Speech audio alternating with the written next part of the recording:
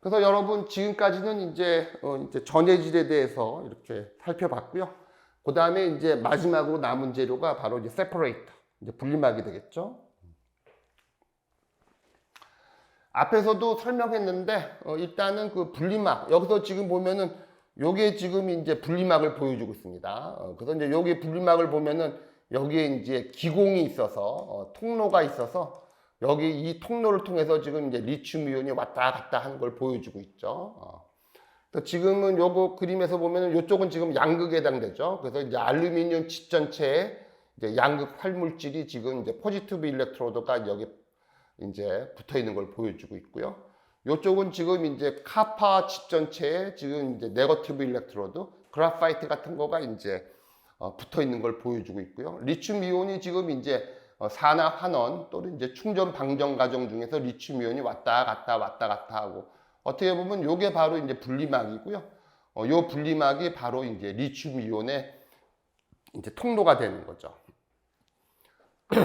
요 그림 같은 경우는 지금 뭐냐면은 지금 이제 그 전극에서 리튬염의 이제 침상 물질인 덴드라이트가 이제 생기게 되면은 요 덴드라이트가 이제 자라면서 이제 요 멤브레인을 찢어 갖고 지금 이제 양극과 음극이 지금 이제 인사이드 내부에서 지금 쇼트가 날 수가 있다. 그걸 지금 의미하는 거죠. 그다음에 쇼트가 나게 되고 그다음에 이제 과충전이 일어나게 되고 요 시스템 내부에서 지금 이제 템퍼러처가 올라가는 거를 지금 가볍게 보여주고 있는 겁니다. 그러면 지금 이제 어떻게 되냐면은 이제 여기서 이제 어떻게 보면 이제 핵심이 바로 뭐냐면은 요 멤브레인의 그 소재를 대부분 이제 폴리에틸렌을 선호하게 되고요. 그다음에 이제 폴리에틸렌의 멜팅 포인트는 보통 이제 100에서 한 140도 정도 됩니다. 그러면은 이제 요 내부에 이제 전지에 만일 이와 같이 쇼트가 일어나고 이제 과충전이 된 상태에서 온도가 올라가게 되면은 이제 온도가 뜨겁게 되면서 요 P 멤브레인이 지금 이제 멜팅 포인트가 적당히 100에서 140도 정도로 이렇게 조절되는 물질이기 때문에 이제 그 폴리에틸렌이 이제 약간 녹습니다. 약간 녹아갖고 기공이 지금 막히게 돼요. 이게 바로 이제 기공이 막히는 걸 보여주고 있습니다. 즉 기공이 지금 이제 그 막히기 때문에 결과적으로 리튬 이온이 왔다 갔다 하지를 못해요. 요거를 지금 여기서는 이제 셧다운이라고 표현을 하는 겁니다. 그런데 이렇게 이제 셧다운이 되면은 지금 이제 오버 차지를 이제 과충전을 이제 막아주게 되는 거죠. 요게 요걸 지금 그림을 보여주고 있습니다. 그래서 어떻게 보면 이제 폴리에틸렌이라고 하는 멤브레인이 나름대로 요 전지 내부에서 내장된 빌트인 시스템으로 되어 있는 안정장치라고 보는 사람들도 있습니다. 하여튼 요거는 지금 이제 P 멤브레인이 셧다운 되는 걸 보여주고 있고요. 하지만은 만일 온도가 더 높아지게 되면은 요 폴리에틸렌 멤브레인이 이제 녹아서 이제 흘러내릴 수가 있어요. 그거를 지금 보면은 이제 요쪽 배터리 쪽에서는 지금 이제 템퍼러처가 더 이제 만일 더 올라갈 경우에서는 요 세퍼레이터가 이제 멜트다운이 된다고 얘기합니다. 근데 멜트다운이 되게 되면은 이제 여기 이제 분리막이 완전히 이제 없어지게 되고 지금 양극하고 음극은 완전히 컨택하게 되고 이제 폭발도 되고 이제 화재가 날 수 있는 그런 상황이 되는 거죠. 그래서 요거는 지금 이제 정상적인 상태고요. 그 다음에 이제 요거는 이제 비정상적인 상태를 보여주고 있는데 요 상태를 지금 이제 X축은 이제 온도로 놓고요. Y축은 이제 저항으로 나서 요걸 지금 또 이렇게 그림으로 나타낸 겁니다. 그래서 이제 일반적으로 지금 이제 리튬 이온이 왔다 갔다 하고 있는 상태에서는 레지스턴스가 없이 그냥 쭉 이렇게 가고 있는 거죠.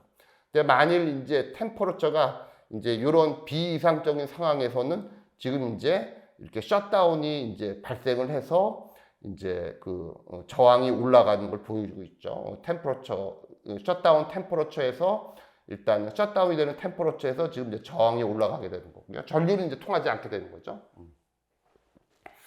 그 다음에 이제 그 다음에 이제 이런 셧다운된 상태로 이제 특정 온도까지는 계속해서 유지를 하고 있는데 또 이제 특정 온도가 이상이 되면 넘어서게 되면은 이제 요 분리막이 이제 멜트다운 되고 더 이상은 이제 셧다운 기능은 없어지고 다시 이제 저항은 떨어지게 돼 갖고 이제 전기가 통하는 어떤 화재 상황이 되는 거죠.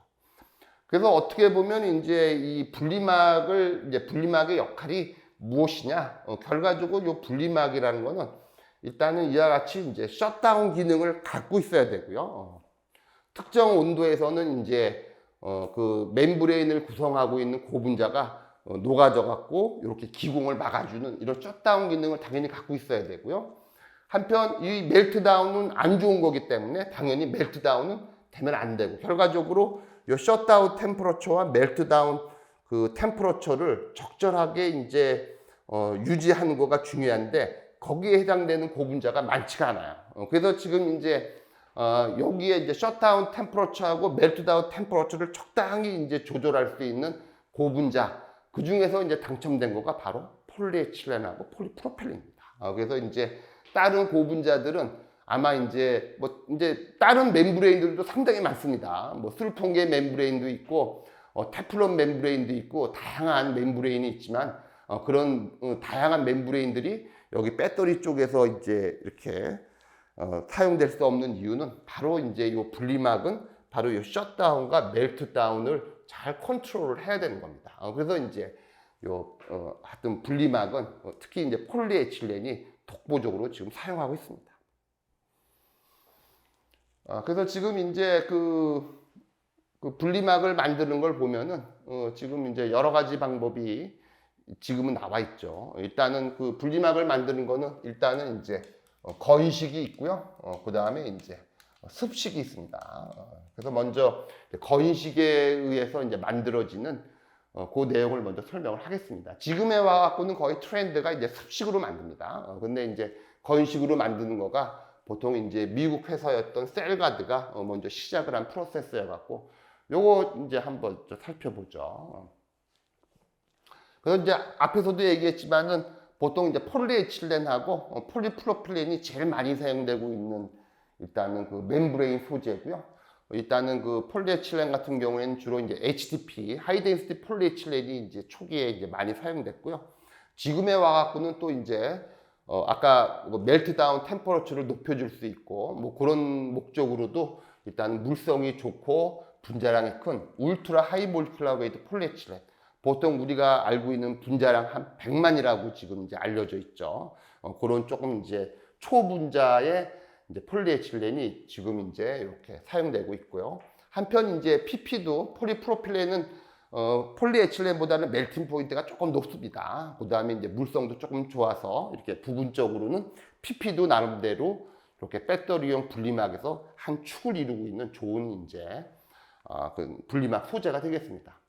그래서 지금 보면은 그 셀가드의 이런 그 건식 프로세스는 일단은 폴리에틸렌 또는 폴리프로필렌을 먼저 이제 익스트루더에서 일단은 멜팅을 시키고요, 녹이고요. 그 다음에 이제 압출을 해갖고 뭔가 이렇게 시트, 그 다음에 이제 조금 더 연신을 해갖고 드로잉 과정을 통해서 이제 필름을 만듭니다. 그래서 지금 이제 필름을 이제 예를 들어서 120도씨에서 한 10분 정도 숙성을 시킨 다음에 그 다음에 이제 저온, 여기 같은 경우에는 지금 한 20도나 45도 정도 낮은 온도에서 한번 이렇게 한번 당겨줍니다. 연신을 합니다. 그래서 그거는 보통 한 60% 정도 이렇게 연신을 하고요. 스트레칭을 합니다. 그런데 스트레칭을 하게 되면은 약간 그 필름이 약간 그 초기에 아주 작은 크레이지라고 하는 그 조그마한 약간 조금 찢어진 형태의 어떤 디펙트가 이제 발생을 해요. 그런 다음에 이제 온도를 한 100도 정도로 승온을 시키고 거기서 이제 핫스트레칭, 약간 그 이쪽에서 쓰이는 용어인데 약간 높은 온도에서 한번 더 당겨줍니다. 그러면 이제 요 PE라든지 PP 필름이 찢어집니다. 찢어져 갖고 이제 기공을 만들어내는 거죠. 그래서 지금 보면 이제 드라이 프로세스라는 거는 보통 이제 그 필름을 어떻게 보면 이제 필름을 찢어서 잡아 당겨서 이제 기공을 만드는 이제 테크닉이라고 보면 되는 거죠. 그래서 지금 여기서도 보면 이게 바로 이제 건식 방법에 의해서 만들어진 분리막의 전자 현미경 사진인데, 여기서 지금 MD라는 거는 지금 이제 머신 디렉션, 보통 이제 길이 방향이라고 얘기를 하고 있고요. 요거는 지금 TD는 이제 트랜스버스 디렉션이라 그래갖고 이제 폭 방향입니다. 그래서 지금 이제 필름을 이렇게 당긴 거예요. 그래서 지금 약간 이렇게 당겨갖고 이렇게 필름이 이렇게 기공이 생긴 걸 지금 보여주고 있죠. 그래서 이제 폴리에틸렌 필름이라든지 또는 이제 폴리프로필렌 필름을 이렇게 당겨서 이렇게 멤브레인을 만든다. 그래갖고 요거를 이제 드라이 프로세스라고 얘기를 합니다. 그래서 요거는 지금 약간 그 뭐 폴리에틸렌도 그렇고 폴리프로필렌도 그렇고 요런 폴리올레핀들은 일단은 뭐 여러 가지 이제 결정적인 그 결정학적인 이제 구조에서 이제 라멜라를 많이 형성하게 되고 요게 지금 보면은 이제 요거를 지금 이제 라멜라의 모식도를 보여주고 있습니다. 그다음에 이제 라멜라와 라멜라가 서로 이제 브리칭되는 걸 보여주고 있고요. 요거 같은 경우에서도 지금 이제 요거를 지금 라멜라로 보여주고 있고요. 요거는 이제 인터 브리칭 스트럭처를 보고 있고요. 그다음에 이제 조금 이렇게 당깁니다. 필름을 조금 당기게 되면은 초기에 이제 마이크로 크레이즈라고 하는 조금의 약간 찢어진 약간의 아주 미세하게 찢어진 그런 디펙트가 생기고 나서 그다음에 추가적으로 더 이제 스트레스를 줘갖고 이제 당겨갖고 이렇게 기공을 만들어내는 거죠. 그래서 지금 보면은 이제 요거는 특히 이제 계속해서 이제 라멜라 구조가 이제 보여주고 있는 거고요. 그다음에 이제 요거는 라멜라가 찢어져서 여기에 이제 포가 생긴 거를 보여주고 있는 겁니다.